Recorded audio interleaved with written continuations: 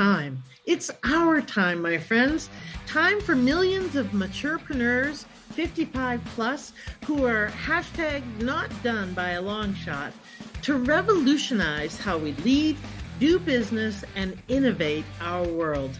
I'm your host, Jeanette Anderson, and welcome to my conversations with fascinating people who would rather inspire than retire.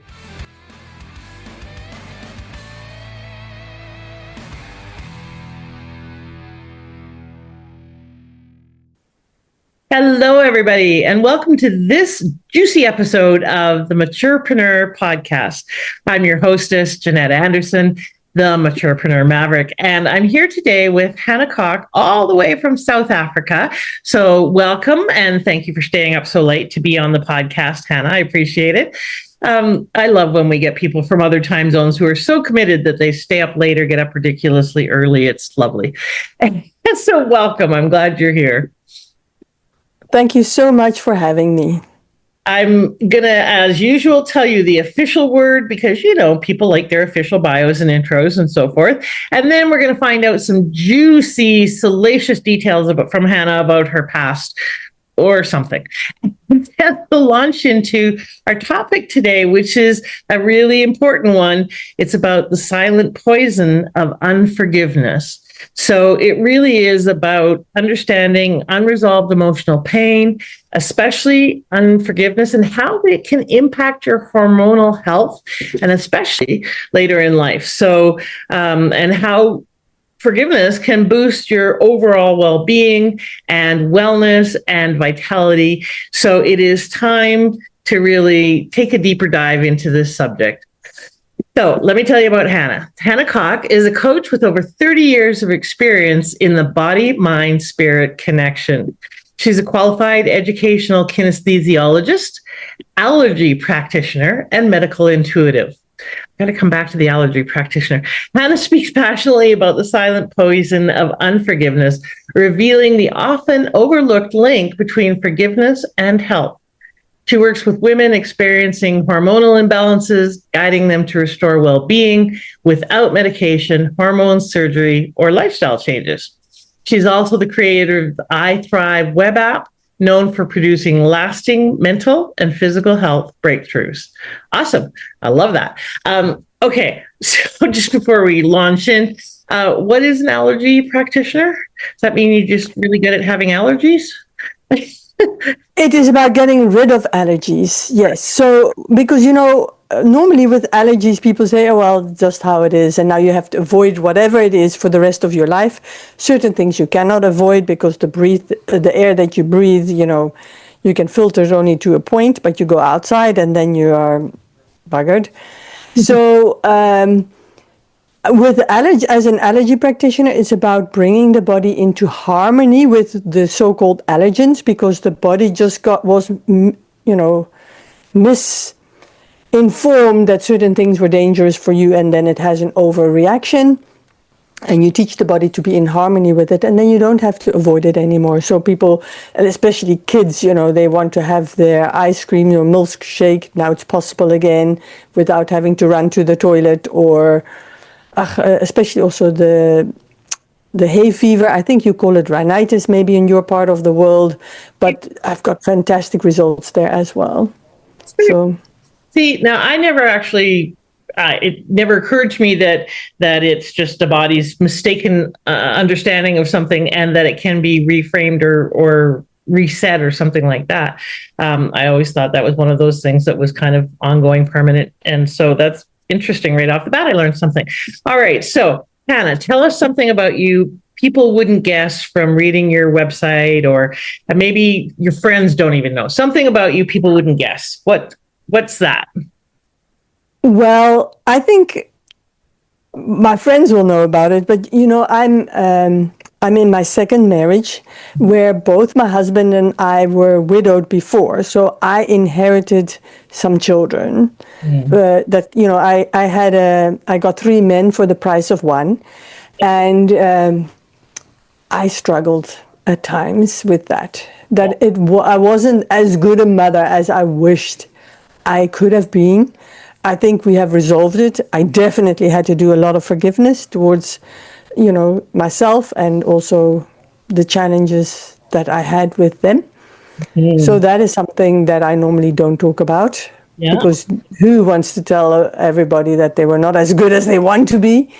But I appreciate and I'm sure there are a lot of people who can really relate to that, and especially, I mean, the statistics are something like only 24% of second marriages, especially with kids, survive because they're so challenging. And because, especially with kids, there's the dynamics of I'm not your parent, but I got to parent you. And how do we do that? And how do we walk that line? And I love your framing of I got 3 men for the price of 1. That's cute. I like that.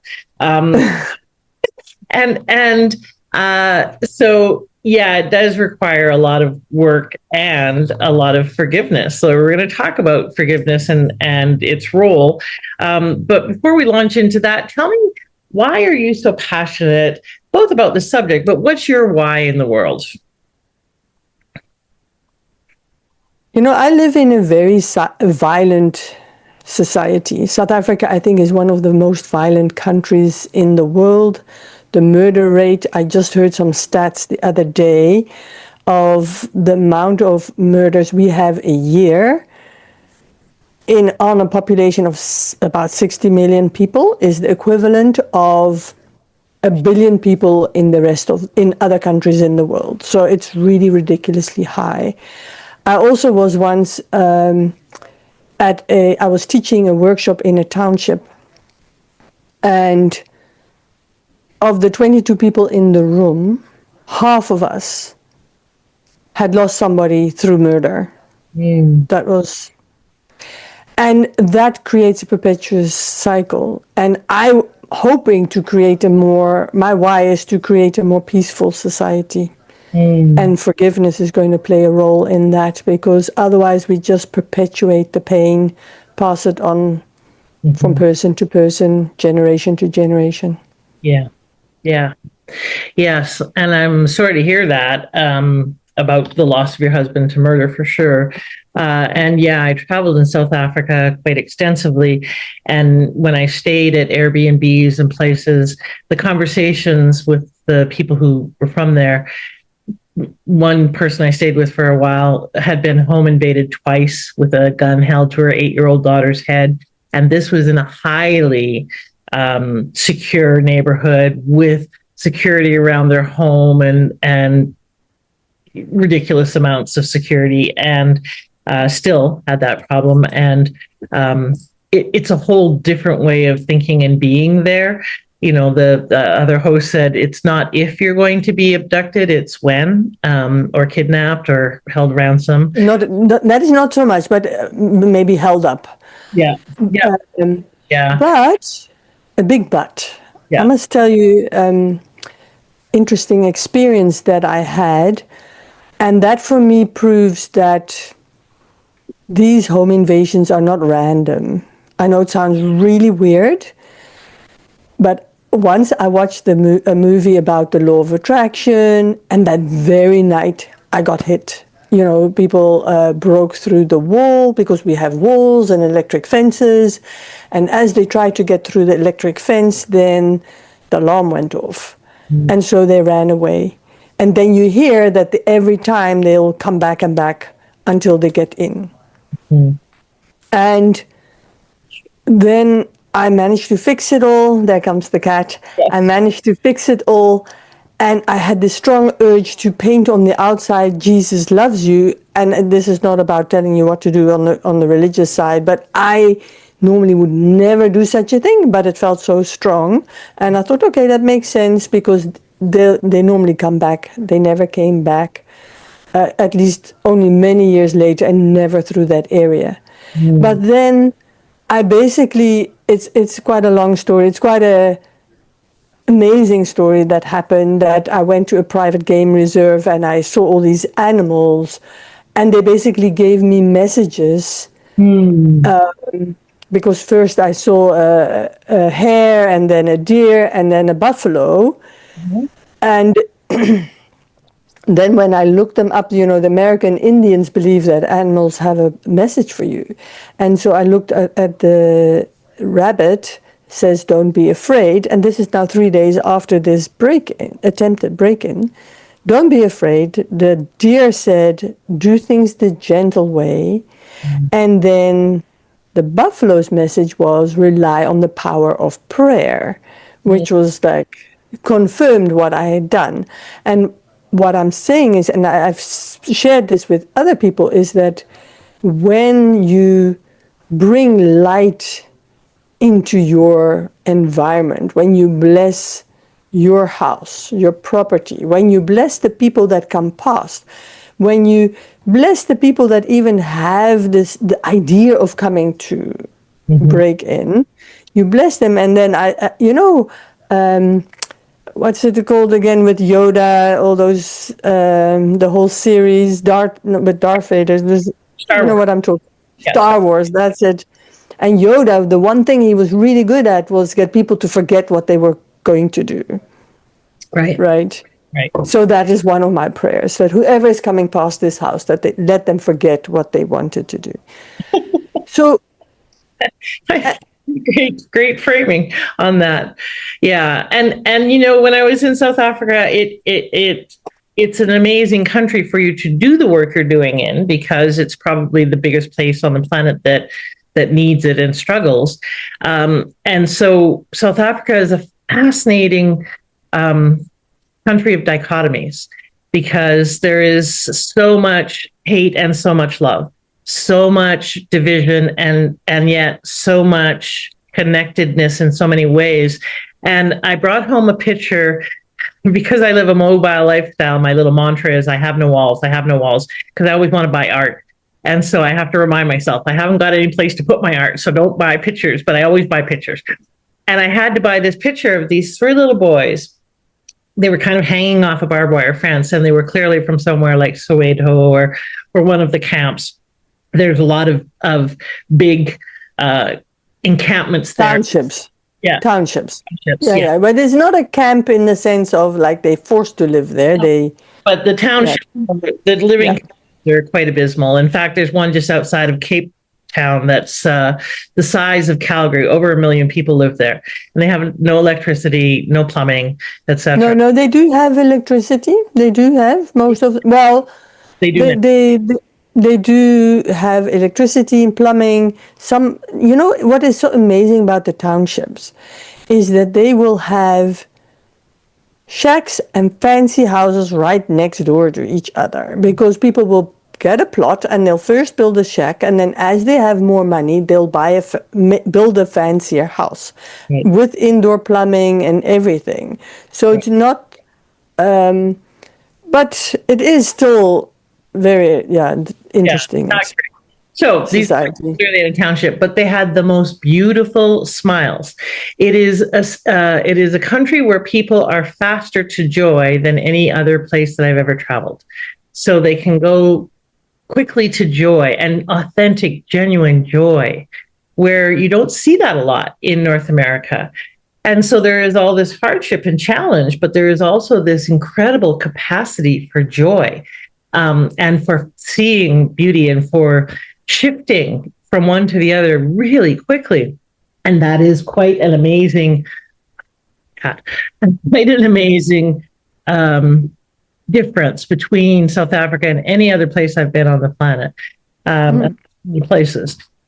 So I think that's a part of the kind, it reflects part of what you're talking about. So tell us a little bit about your work and why forgiveness is so important. We notionally know, but I don't know that many people would necessarily connect it with hormones. So how did you get into this work? Okay, so as I said, forgiveness has always been a big thing, especially as you mentioned, I lost my first husband through murder, and I had to forgive. But later, I had already started studying the educational kinesiology, and we work with meridians there. And the interesting thing is that the meridians, we've got 12 major meridians that are linked to organs, and one of them is called the circulation sex meridian, which is linked to the the heart, the pericardium, so that's the heart sac, but that is also directly linked to our hormonal system.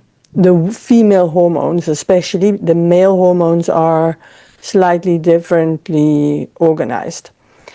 So then I've discovered that in my training I learned that the thing that throws that meridian out is holding grudges.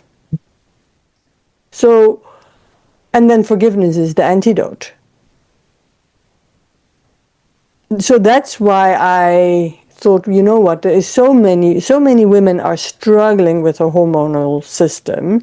There are girls from age 11, when they have their first menstruation, that could be struggling like anything, and with pain, and they often put on the pill from a very young age so their body can never learn to regulate and get its own balance. And people struggle for decades with that, and then the whole menopause story also there. And I thought, well, I know about forgiveness, so let me bring those two together, because forgiveness is really my topic. You know. Well, and you said at the beginning that we have to forgive. I think there's a lot of people who may think that to forgive means to condone, and that forgive, that we're saying it's okay. If we forgive, we might lose the lesson, or we might, etc. So I think there's some people who may question, do we have to forgive? So what would you say to that? Well, first of all, let me first explain for your body why it's important to forgive, and then I'll explain a little bit about forgiveness, how to make it easier to forgive. First of all, we think our thoughts are private. But did you know we have 36 trillion listeners? Every cell in our body hears what we say, feels what we think. And when we think stressful thoughts, it creates stress response in the cells, which then shortens the lifespan of those cells. And then we wonder why we get health problems. So that is for our health's sake. And before you have health problems, you'll have that your energy is low. You cannot reach that smile that you want to reach, because you cannot be happy and hold a grudge at the same instant. You can forget about it for a bit, but then something will happen and it will remind you of that again. So you are basically trying to kill somebody while drinking the poison yourself. You're the one that's going to be suffering. The other people, they don't care. They maybe forgot about you. They just got on with their life. They might not even know that they hurt you so badly with their actions, because they thought what they did was the best they could do in that moment. So they did what they did and got on with their lives. And in the meantime, you sit with the rubbish. So that is one reason. Now, I agree that people think, oh, but do I have to let them come back into my life, whatever? And I say, definitely not. We're not condoning the behavior. We never have to allow that person back into our lives. It's about setting ourselves free. But how can we make that easier? Now, my other favorite subject, which go hand in hand with forgiveness, is my favorite piece of furniture. It's called the mirror. So I live with the principle that everything and everybody is a reflection of how I feel inside, and often a reflection of how I treat myself. So to come back also with the burglaries, if I look at the people there, what do? They totally disrespect my boundaries. They disrespect me, my life. Then it's for me to go and look, how am I actually disrespecting me and my life? How often do I just wipe my needs off the table just to, like this cat, he's totally doing its own thing. The podcast. I'm sorry for the disruption. No, it doesn't distract me at all. I love cats, so it's not a problem for me at all. Me too, normally, unless they're being a pest. But the thing is, when I look at, okay, they showing me what I look like when I'm disrespectful of me. Let me start being respectful of me. Now, why would you? I normally ask people first, where do you want to be in a few years' time? As we get older, this time gets shorter. Maybe not a few years, maybe be just a few months' time, right? What are your dreams for yourself in a few months' time? Well, I would like to travel, whatever it is that your dream is. And as a listener, I'm inviting you to ask yourself that question now. Where would you like to be in a few months' time? And then the next question is, think of somebody that you really admire, because the mirror works with people that we love as well. So who do you really admire, but especially what qualities do they have that you really admire? Could be that they're kind, it could be that they are go-getters, it could be whatever it is that you see in them. And then you ask yourself, how much do I have that quality? And if you cannot see it, ask somebody around you, and they will tell you you have that quality, but you maybe want to grow it more. And if you have that quality and you want to grow it more, how much is that going to help you to reach that goal, that target that you want to reach in your time period? You'll see it will help you. Yeah. It will guarantee help you. Now comes the harder question. Look at that irritating behavior, like that person is disrespectful. Say they just don't take your needs into account. Now you got to ask yourself, okay, how often do I put myself last and don't take my needs into account? Most of the time when I ask a person that, they'll say, oh, I do it all the time. Well, how are you going to reach your goal if you continue doing that?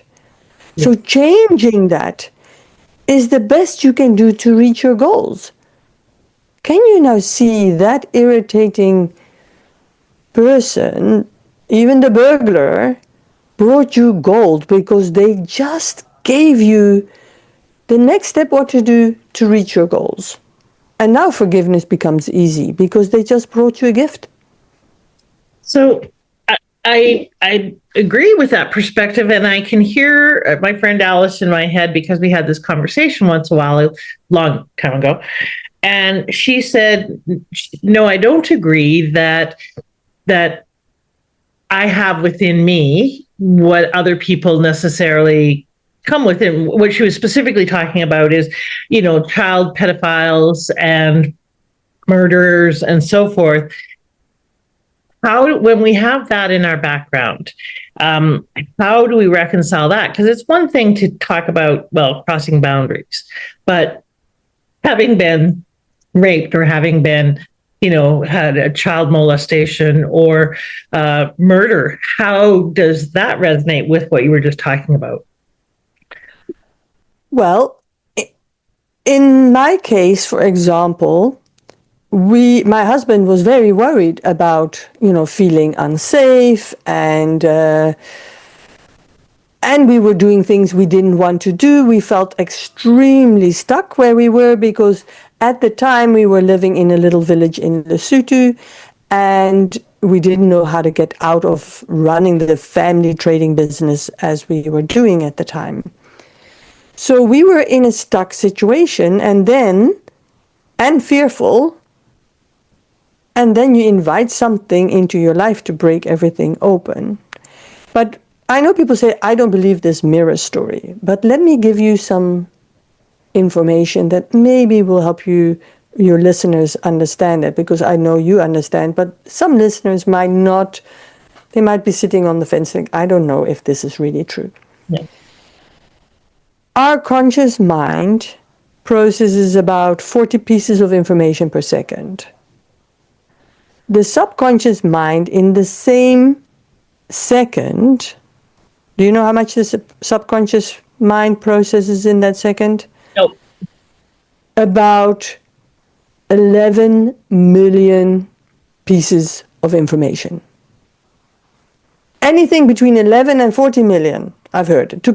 So for every piece of information that one piece of information the subconscious, our conscious mind processes, the subconscious mind does 275,000 pieces. Those are just numbers. But it's the same as if you read a 500-page book. You only become conscious of one word. One word.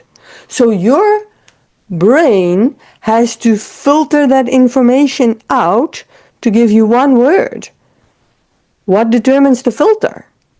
It's your background. And you must also remember, we inherit stuff. Our DNA carries memories from the past.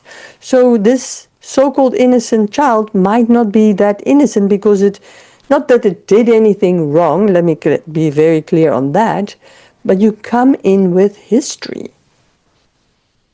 And so everybody filters to meet something, to create something that fits what we have inside. And that's how I explain why everything is my mirror, because why did I choose that one word and not any of the other gazillion words I could have chosen per second? Yeah. I kind of liken it to the frame that we have on the world and that we look through, the window we look through. And that window is very specific. And unlike other people's windows, the world is myriad things beyond what we see through that window. That's not what we choose to see as part of that framing. So in terms of the process of forgiveness, what do you tell people who may be like right in the middle of the anger or the frustration or the whatever is the heat of it, of the issue or the wrong or whatever, the grudge, and how do they shift that? How do they let go of that grudge? Well, I think first of all, it's important that people acknowledge how they feel. Because too often we said, well, we're supposed to be happy, and we say, everything, I'm so positive. And in the meantime, you're angry, frustrated, whatever it is that you're feeling. Now, it's important that you just sit with that feeling. And if you touch the 2 points on your forehead, just above your eyebrows, between the eyebrows and where your hairline, for men, where it used to be for some people, but right? Yep. These are called emotional stress release points. And so when you hold those points while you feel that emotion, and give it your full attention without saying, okay, it's all right that I'm feeling really angry. I forgive myself for really being angry. It's okay. When you sit with the feeling, it subsides. That's the first thing that you need to do. No, don't try to forgive. Don't try to analyze, find the gold in the situation if you're upset. It's not going to work. I always say, if you tell me that while I'm angry, I'll stick you behind the wallpaper. Thank goodness I don't have wallpaper. But, it's like... Yeah, I call that spiritual bypass. It means you're not actually being present to what is, and you're trying to put a sunny, glittery bow on it when you're not ready to do that. And exactly. Deserve a sunny, glittery bow. Okay, so the first step is to sit with what is. Then what? Yeah. And then you look at what is the good that came out of this difficult situation. What is the good? There is always something to be found that was a benefit. Like in my case, I got unstuck. For people that were raped, some of my clients was they changed direction. They were actually on a self-destructive path. For people that were molested as a child, actually now their mess becomes the message. It can be anything. Look at, if you dig deep enough, you can find something good that came out of that difficult situation. And most people, if you ask them, would you go through this again? And they'll say yes, because what I learned from it was so valuable. So now, even though it was really difficult, it's worthwhile letting it go because you also got something good out of it. Absolutely. I had a very traumatic and dramatic past and childhood and so forth. And people often will ask me, would you change it? Absolutely not. It gave me the capacity that I have. You know, there's a line in, I think it's the Prophet, where Khalil Gibran says, sorrow carves a deeper well for joy to fill. And I think that the shit we go through creates capacity, especially if we choose it, capacity for understanding, capacity for more compassion, capacity for a bigger perspective. There's so much that when we choose it, right?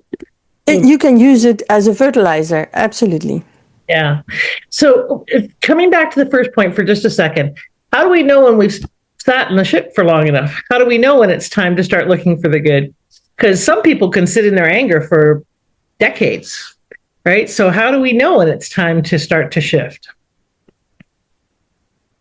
How do we know when it's time to start shifting? If you're angry, the time is now.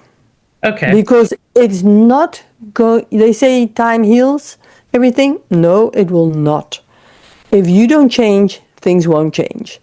So I had, for example, so I was so fortunate before my husband died that I knew about forgiveness.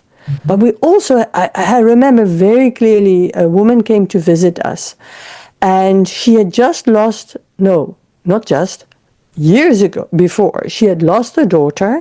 It had suddenly died. It had been swimming somewhere, caught some weird virus, and died by the end of the weekend. 3 years later, she was going still like, oh, why? Oh, why? So I knew asking the why question keeps you stuck. And that's what is also why a lot of people cannot move on, because they're asking a why question instead of asking, how can I move on from here? Right. What was the good that came of this? And what did I learn? And how do I move on? Absolutely. Right. Those are the questions. And the thing is, if you look at it, if people don't forgive, and I don't mean to scare a person, but illness is not so much about what you eat, it's about what eats you. And if you hold that grudge, it's eating you. And those are the people that end up with horrible disease. Well, you end up with a crisis, being it a health crisis or another crisis, anything to get you to shift. Yeah. I love that line. I'm writing it down. Illness is not about what you eat. It's about what is eating you. I think that's a brilliant way to say that. So then we go through the process of finding out what the good was. Is there steps beyond that? And then I just do the forgiveness thing. I even have a meditation that I have that people can use. And when they sign up for the gift at the end, then there is a section with closed eye exercises where they can find that meditation as well. And you say those words like, even though I disapprove of what happened, I understand it now, I accept it happened, and I forgive them from the bottom of my heart. And then we also have to forgive ourselves, because that is something we're not taught most of the time. We're taught to forgive others, but what about me forgiving myself for being at the wrong place at the wrong time, for that matter, so I got molested or raped or whatever, or needing the cosmic club in my life to have this event happening. We need to forgive ourselves. So I use the same words, even though I don't like what happened. I accept that I played a role in it. And that doesn't make me a bad person. It's just I played a role and I forgive myself for my role in the situation, and I forgive myself from the bottom of my heart. I find those extra words at the end really From the bottom of clean it just from the bottom of my heart really work for me and my clients. But people must use their own words, of course. They can choose whatever works for them. Yeah. Well, and I think what I've observed is there's this journey of blaming the other. And then when we forgive, we think that that means that we turn the blame onto ourselves, that we no longer blame them, but we blame ourselves. It was my fault. I was the wrong person, etc. So the piece around forgiving ourselves is so critical, because if you're blaming someone else, you're the victim. If you're blaming yourself, you're still the victim. And it doesn't take you out of that victimhood. It just keeps you in there in a different form. And so part of that, so that journey of saying those words, because I imagine for many people, they don't land the first time. They may have to do that or say that or affirm that or go through that process, the meditation, a number of times, because it's not how we think and feel and how we've been taught to think and feel. So what's your kind of advice around how to keep that framing? Because, for instance, for myself, I had a situation with a friend of 25 years, friend, lover at times, friend, lover, back and forth, got married. I thought friends with him and his wife. Turns out not so much. She had all sorts of resentments and so forth, and I kind of got kicked out of his life. I felt very betrayed. I felt very hurt, very wronged, very judged, et cetera, et cetera. And I have found myself nurturing that feeling of righteousness, of being wronged, of being, made wrong improperly, or not. It wasn't fair. It wasn't just. It was, they were wrong, right? And I'll let it go. And then I find myself nurturing that again. And then it's let it go. And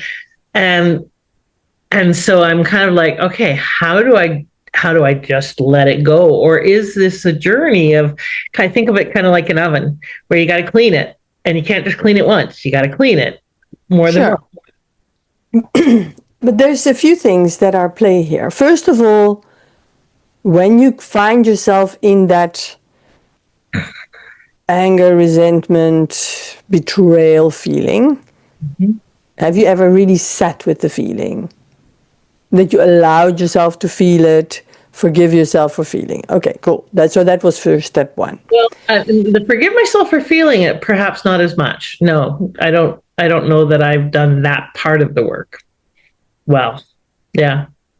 Okay. And then the next thing is that what is the good that came out of it? Have you explored that? Did you find that? Yes. Okay.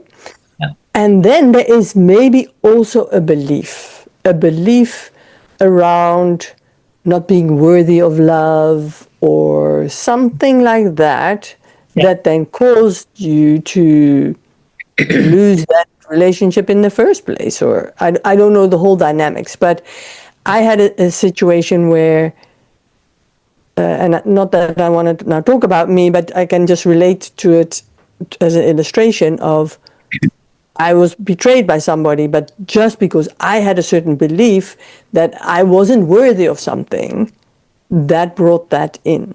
So maybe explore the belief that you could have around, are you worthy of being, of love? Are you worthy of fulfillment in a relationship? I would check for those things as well.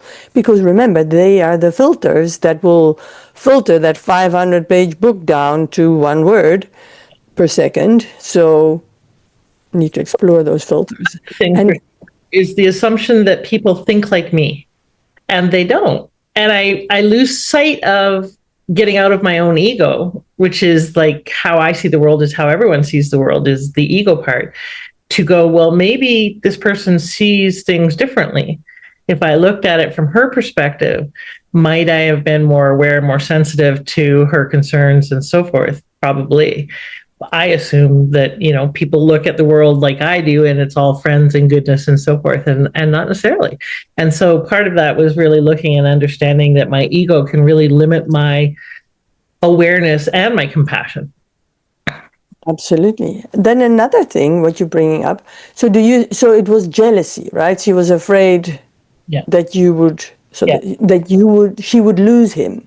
Yeah. Jealousy and a lack of boundaries to be able to say anything directly. And so it came in very covertly and with a lot of resentment and after the fact and so forth. And that was the other piece, is because I had left lots of room for, is this okay? Is there any concerns? Lots of room for communication. But neither of them was capable of that direct communication. And so again, I assume people think and operate like I do, and they don't. And so being more in their world would have made me more aware. And the other question is also, you can ask yourself, maybe there's an area in my life where I'm afraid to lose something, or my communication is not, I'm not that good at direct communication. Could be in a completely different area of your life. That's where that mirror comes in. Absolutely. And sometimes you need to ask for some, help of seeing it. Yeah. But then when you get to that point and you can see, I get it now. Mm-hmm. And then you change that, they will bring you that discovery will bring you closer to your goals. Mm-hmm. And then it becomes easier to let it go. Right. So for me, it's been a layers process. And I know it's not necessarily that way for everybody. For some people, it's one and done and they move on and there's no charge and no stuff left with it and so forth. In this situation, it's been a repeat, and each time it's a little less and a repeat, but it's not quite 100% resolved yet. So, and I suspect the piece missing is the self-forgiveness piece. So I'll go back and do some of that around that, because I think that's probably the piece missing. So the work you do, you work with clients one-to-one. Tell us a little bit about the kind of work you do. So there's two. I do the one-to-ones with people, and I also have a small group coaching group. And it's all about, when a person comes with symptoms, then we analyze what is so amazing. I look at their life history, and then we look at their physical symptoms, and they tell the same story. Yeah. This is such a wonderful saying, which is the same of what eats you, is your biology becomes your biography becomes your biology. Yeah. So then I get already a good idea of what's going on in a person's life by looking at their symptoms and then having heard their history. And then also as the medical intuitive, we go and look, what are the underlying issues? What are those beliefs that you have about that situation? And then we work on changing the beliefs, giving them new ideas, plant new seeds in their mind. Not hypnosis, they're fully active, awake, give permission for each interaction that we do. And so that is what I do in the sessions. And then I have my app called iThrive as well, that I give people to use as home care, that also assists in changing the filters that we use to filter our life with the mirror, Well, while we're on that topic, that is your gift for people. So tell them a little bit about what's in there and how they can access it. Right. So what's in there is there are audio programs. Some will take 30 days, some will take a day to work with, but you do not have to play them. You have to play them. You do not have to actively listen to them. So there are affirmations in there, but also a lot of release statements. Because I always say, affirmation, you put all these positive statements in, but where does the rubbish go that you've been telling yourself for years? And so there's a lot of releasing of your anger and your frustration and resentment, and all those things are in there. And And then there are different topics. So there are specific ones for menopause and menopause, because men menopause and menopause, because men also have that sort of a change in their lives, even though their hormones might not be as affected as much, but they do go through that. And then I've got the ones for the periods, but then they're also for allergies, for overcoming addictions, because a lot of us, we're addicted to drama, to stress and worry and anxiety. And how do you know if you have that? If you've got nothing to worry about, you go and look for something to worry about. I'm very good at that, so I recognize that one. And so there's a range of topics, getting unstuck. So there's something for everybody there. And all they do is go to hannakok.com. Now, English people love to put the H behind the Hanna. So it's Hanna with the H or without the H. Hanna, and then the surname is KOK.com. And it will take them to the page. They can sign up there. No payment details needed. And you get full access 35 days. Okay, I love it. And then they can opt in to keep it on a membership or subscription basis later when they it's super affordable. How wonderful it is. Thank you for that. That's awesome. That gives people some really tangible takeaways. So I hope you go and get that. And by the way, we've created something new called the Vault. And the Vault is you opt in once and you can go and get Hannah's brilliant gift here. So you go to her page and you get her iThrive app. But you can also see all of the other shows that have been on and the gifts that those experts have provided. And you can go and download multiple gifts at the same time. We want to make sure that you have access to everyone's brilliance, and you can see their episodes and go and listen to those, but you can also see what the gift is they provided. So think of it like your 365-day-a-year giveaway. So for sure, go and get Hannah's, and while you're there, grab a few other things that support you in your journey and your process. Because as you know, on this podcast, we are all about supporting you in winning the inner and outer game of business. And so we have topics like forgiveness, which some people may think, well, how does that help me grow my business? It's integral. The 4 inches between our ears is integral to our business's success. And the connection between our heart and our mind, that 12 inches there, makes a huge difference to who we show up as, who we're being in the world, and our ability to follow and successfully monetize our passion and our purpose.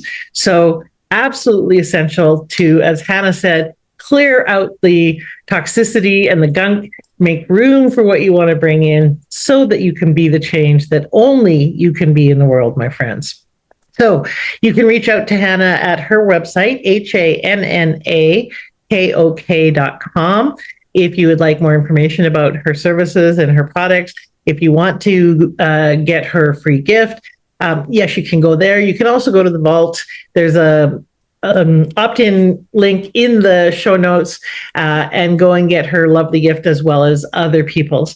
And if you're struggling with not just this issue, but how to clarify your vision, how to clarify your purpose, how to monetize that, or how to get unstuck in terms of you're trying to scale and you don't know why you're not making money, you're kind of stuck there. It may be internal shifts like what Hanna provides. It may be that you've got the ladder up against the wrong house, but you're trying to go up the ladder really quickly. There's a bunch of things that might be going on. So you're welcome to book a complimentary What's Next Clarity call with me to see where you might be stuck. If I can help you, I will. If I can't, if I think it's something that someone like Hanna or my multitude of other resources can help you with, I'll let you know about them. So go ahead and book that complimentary What's Next Clarity call. There will be information in the show notes so that you can get moving again, because there's no time to waste on being stuck, spinning, and being frustrated, and so on. Like pitter patter, let's get at her, ladies and gentlemen. We don't have time to piss around as maturepreneurs. All right, very quickly, Hanna, a couple of things. So as a maturepreneur yourself, what's been one of the biggest changes in your business? How long have you been in business? Let's give people some context. About 30 years. Okay, so quite a long time. So biggest change in you and or your business as you've gotten older? What have you noticed is different? I'm not willing to just do anything anymore. I'm more selective of what I want to do, and not willing to run around after every little thing anymore. I'm more selective because I value my other time also very much. Yeah. You know, being able to walk with my dog on the beach, and my husband is here at home, and so more selective. Well, and more driven by pleasure and priorities, which is part of what I hear. And I think that's one of the wonderful things about getting older and wiser is we don't have as much approval stuff, so we don't get pushed by other people's agendas and shoulds. We are selective. We are the choosers, and we prioritize different things: quality of life, joy, happiness, meaning, those kinds of things. What would you say to people who are thinking about getting into business? Because you've been in business a long time. You know the ups and downs. You know the reality of entrepreneurship. It's not always easy. In fact, it's quite often a pain in the ass, and very difficult and stressful. And there is a tremendous amount of gratification if you're doing what is aligned with who you're meant to be in the world. So tell people, what would you advise them if they're thinking about starting a business later in life?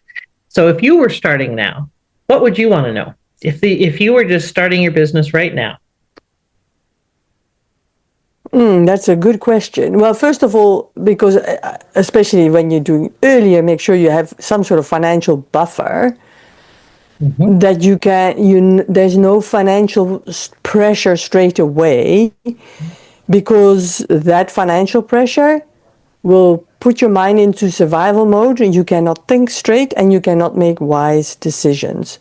So whatever you're doing, make sure you have a financial buffer if you're capable. I mean, if you can't, you must just jump in and keep looking at those irritating people and the people that inspire you, because they will keep on giving you your next step. Yeah. How can I take care of me? Oh, you know what? Let me take some time to meditate in the morning, because it doesn't have to cost money. You know, I don't have to go to the beauty salon across the road.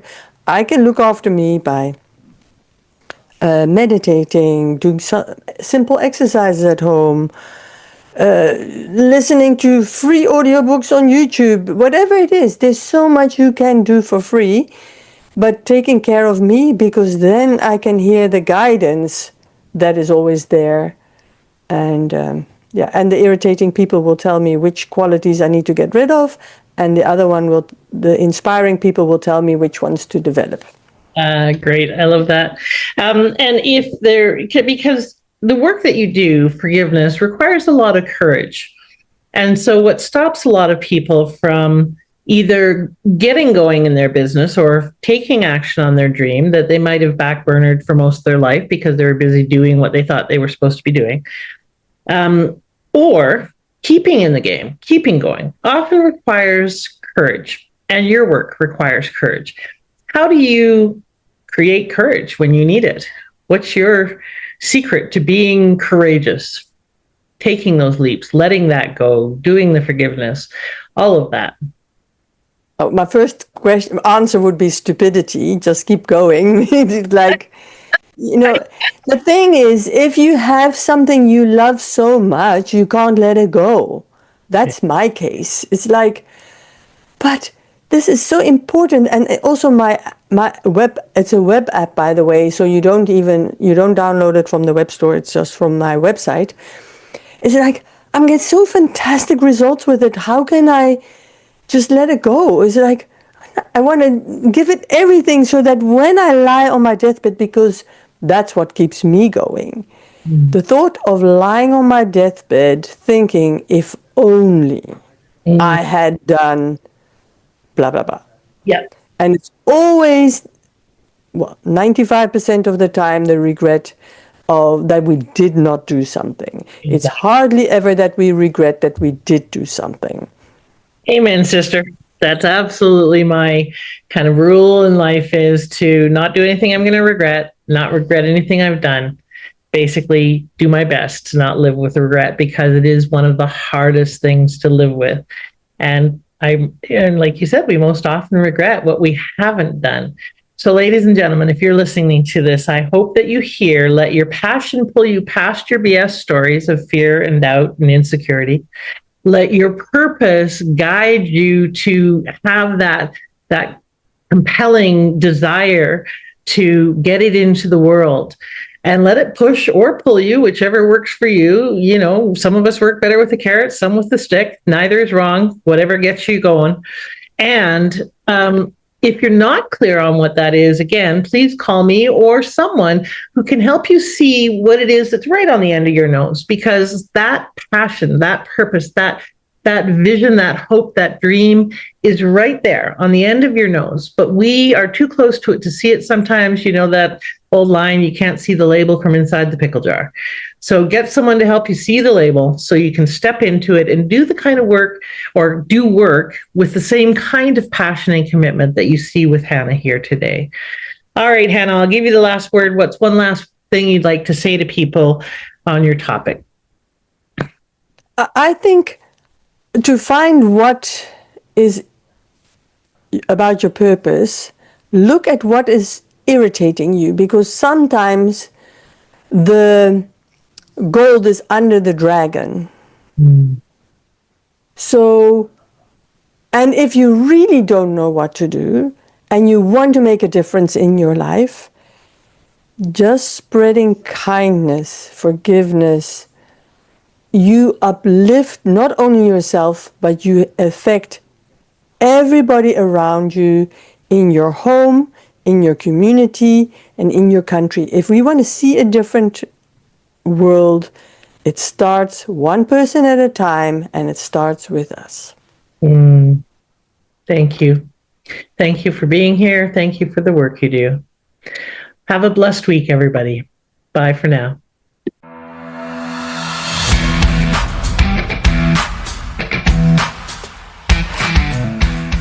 Thank you for listening. I'd love it if you left a comment and subscribed. And I encourage you to apply one aha from this interview right away so you can turn your wisdom into wealth and your contribution into positive change. Bye for now.